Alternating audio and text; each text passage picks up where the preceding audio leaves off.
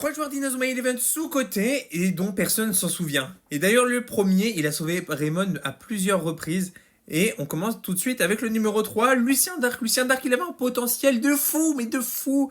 Juste, tout le monde l'a oublié un peu. Parce que ils nous l'ont introduit. Ils nous ont dit, Red Dark, bam, c'était son tonton. Et au final, ils l'ont montré de moins en moins. Ils ont montré avec l'épisode de Wanli, Lucien Dark, c'était vraiment sympa à ce moment-là. Mais sinon, après, on l'a vraiment vite skip. Et dans Chronostone, j'en parle pas. On le voit même plus. En numéro 2, Jordan Greenway, saison 3, Mamma Mia. C'était un peu son prime, avec la saison 2, bien évidemment, quand il était dans la tempête des Gémeaux. Et non, c'était trop bien. Je trouve le perso est un peu underrated, parce que dans le sens où on le voit dès le début, dans la saison 2, et après il se fait un peu vite dépasser. Mais je trouvais que le potentiel du joueur était pas mal. Et tant mieux qu'il le remet dans la saison 3, heureusement, parce que c'est trop bien. On le revoit, il se la donne, il se la bute. Malheureusement, il s'est blessé, mais honnêtement, il avait un potentiel de fou. Et je pense qu'il aurait pu faire une technique combinée avec Xavier. Et dans Inazuma Japon, ça aurait été leur arme, entre guillemets, secrète.